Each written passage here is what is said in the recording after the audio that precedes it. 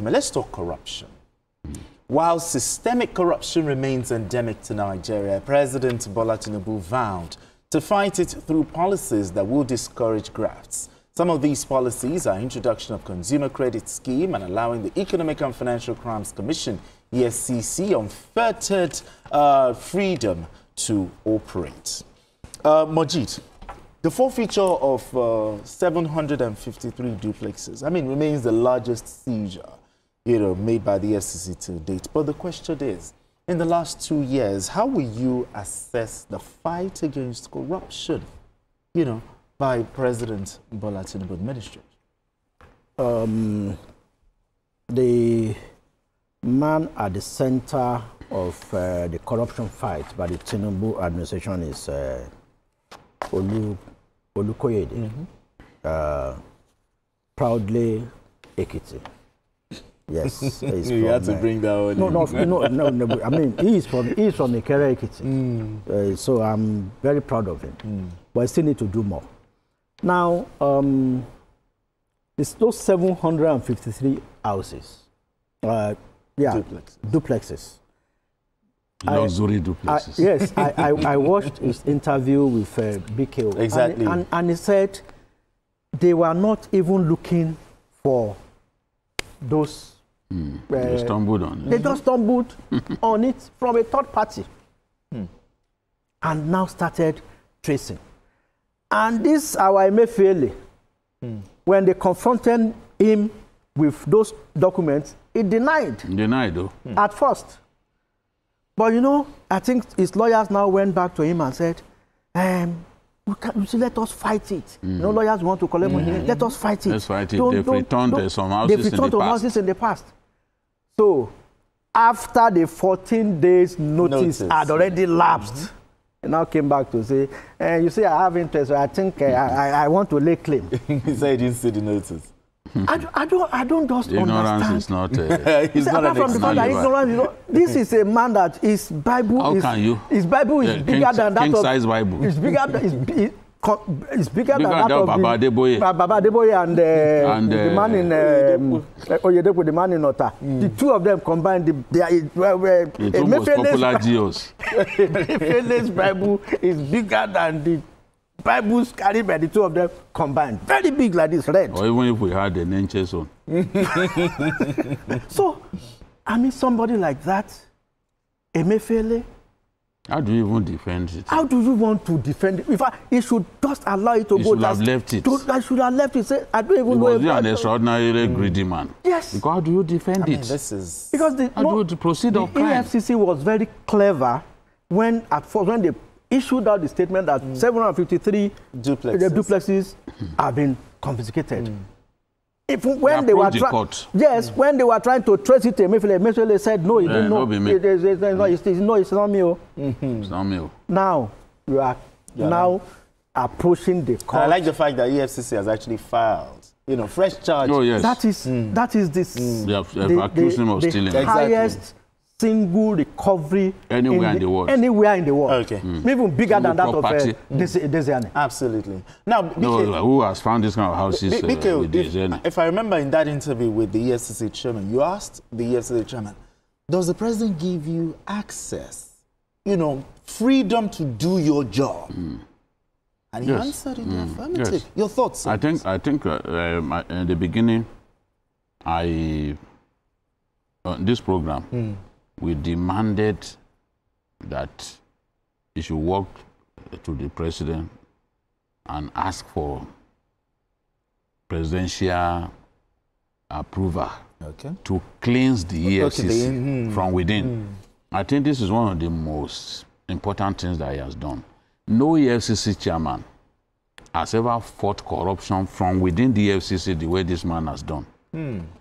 Those who are stealing the FCC exhibits, he caught them and sent them packing from the agency. Corrupt EFCC guys who were sabotaging investigation. Blacklegs who were working for the enemy, they were fished out. And he sent them back. And he confirmed to me that there's another list that is going to release of people that will be asked to go. Once you've dealt with corruption from within, you are going to achieve much greater success. This is what some EFCC chairmen before him didn't do. They could not do. Yet people used to complain that when the EFCC guys are doing wedding, you will see them spraying money like mad people. They will bring all kinds of flashy cars. You see, people who are involved in anti-corruption, you are riding flashy cars that your salaries do not you can't even do not support. Exactly. So, having done that from the within, he is now able to go after corrupt people, and is achieving a remarkable result. The EFCC has recovered more than 200 billion naira and more than 3,000 convictions. On this score, he's done very well. In 2024 alone, the EFCC reclaimed more than 240 billion naira, $105 million, 753 duplexes in its asset recovery efforts.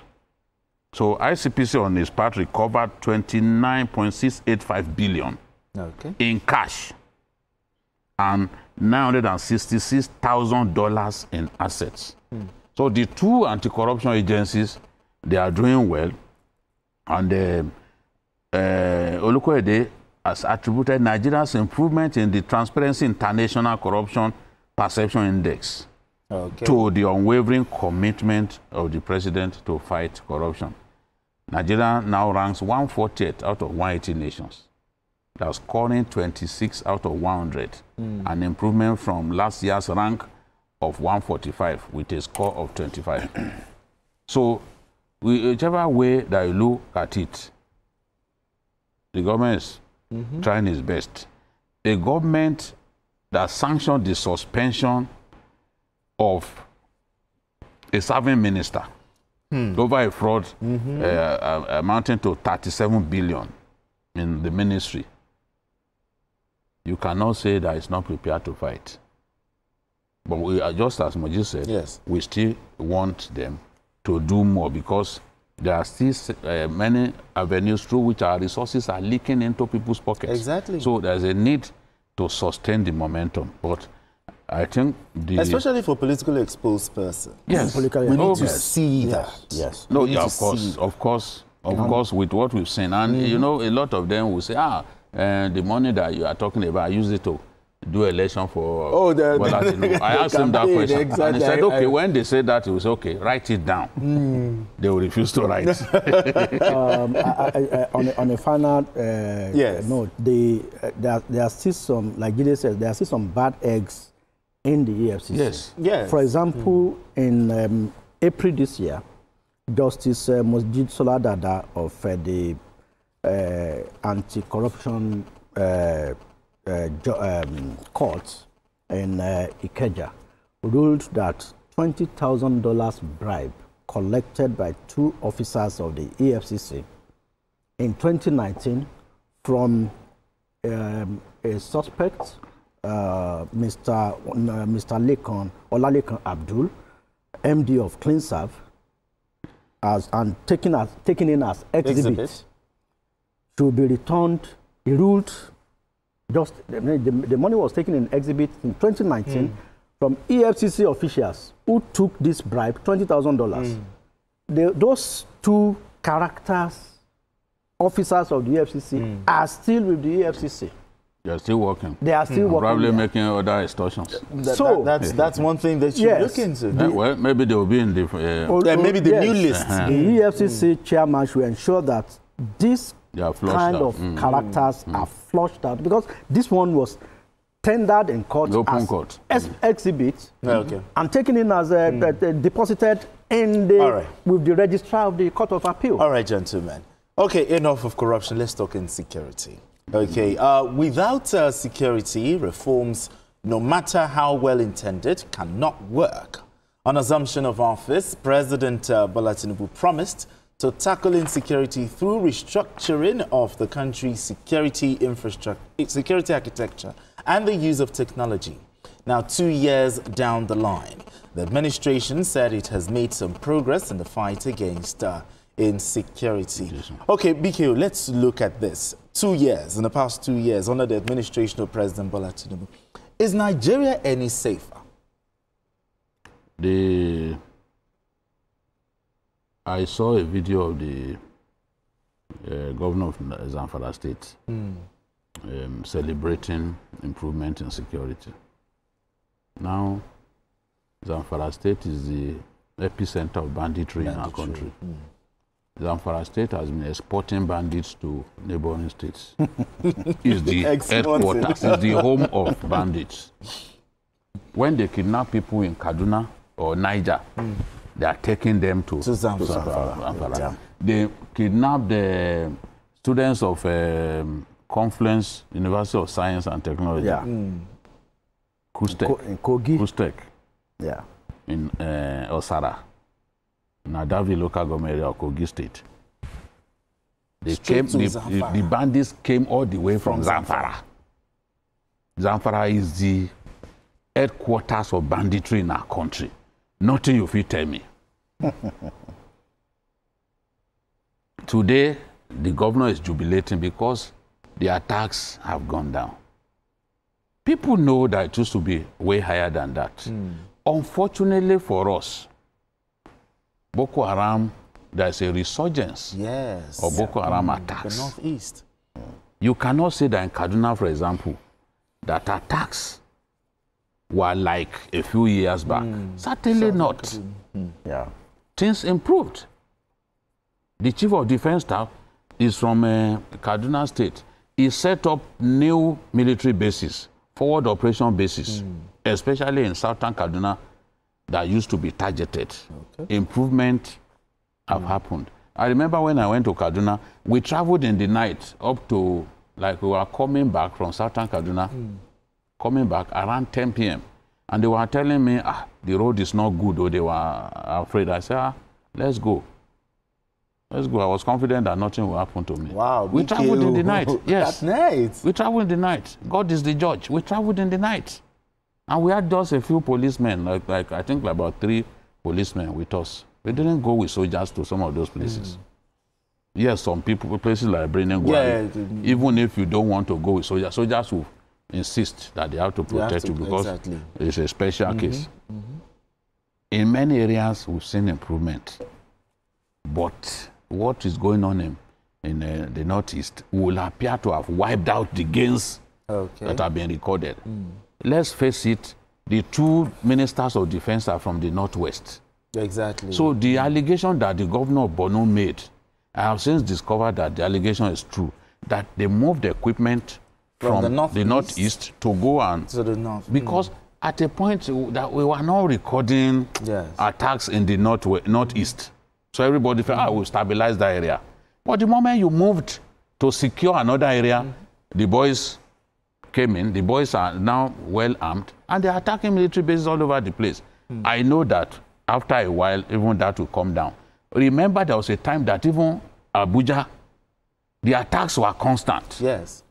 Today, how many times do you read the bandits have attacked? Even Kaduna, I'm not even talking about Abuja, Kaduna. Abuja, satellite towns and all that. There was a time they kept coming. We've achieved stability. You can travel on Abuja, Kaduna Highway now without security. I did it. I did it with our correspondent, Lupe Asom. We traveled, no security. And nothing happened to us. There are many places like that, that if you ask people, they will say, oh, they are happy. I think there was even a video, we'll play it these days, where somebody said he's now happy, he's able to go to his family, has even added a new wife, somebody in Katsina State. But the pockets of attacks will still make people feel that, oh, security has not improved. I think that the current storm that we are going through in the Northeast, we will weather it. I trust the military, they will weather it. In fact, some of the reports that we are getting in the last 3 days suggest that they are not playing with those boys anymore. So, but there is need for improved security. I think that if I'm to score the president in that area, I will not say that the president has done creditably well. I want to see improvement, especially given the setback that we have seen in the Northeast. Now, Majid, I mean, it's 2 years. The next 2 years are very critical. what would you want the president and the security chiefs, do as a matter of urgency to make Nigeria safer? Security is a very critical issue. And until the last man in Nigeria is fully secured, we can't say we have achieved success. And I won't score the president 100%. Okay. In fact, I won't score the president 70% in terms of security. He has done well, but he still needs to do more, because security has to do with a lot of things. Bandits struck in Bayelsa, and they put the whole of Bayelsa in darkness for 6 months. Okay, when they attacked power installations. And the cost of putting back the one in Bayelsa was put at about 1.4 billion naira. They go and attack the high tower power lines, like 132 kVA or more. So until we are able to crush them substantially, and apart from the attack on power lines, it's also affecting our productivity in agriculture, because it's not allowing farmers to go to the farms, penetrate. Especially Benue, which is a food exactly. Now, I think in Plateau State, the government had to carve out a safe area for farming. Buffer zone. A buffer zone. So this shouldn't be. There are some areas where, you can only grow potatoes there in the Oapo. So because of our time, yes, what should we look at? We need next 2 years to strategize more. It's this strategy. Then we need to spend more and deploy technology. Spend more on security. Even the enemy is improving its technology. Exactly. Because the enemy is improving the technology. Because they are using drones now to fight our troops. At times when our operatives confront these guys, when they hear the sound of sophisticated weapons, of what is coming from them, they'll say, "Oh boy, this one not be being so." So, but if they also have superior firepower, it will be easy for them to confront them headlong. It's not they are not better trained than our men and officers. But I give kudos to them. They continue to confront these characters, but then until we are able to ensure that yes, all the local governments in Nigeria are firmly secured. We can't say that today. There are still some local governments in some states that are still under the control of the bandits. And Boko Haram. And not just kinetic, we should also look at the non-kinetic. Both kinetic and non-kinetic measures to ensure that we have adequate security. An improvement in intel. Gathering intels. Intel is very, very important. Intelligent gathering. Very important. Very important. So that we are not reactive. Okay, but proactive. Absolutely. That's the thing. I believe the banditry can be defeated, but we have to look at our strategy, our overall strategy, and rejig it. Okay. If one method is not working, we have to try another method.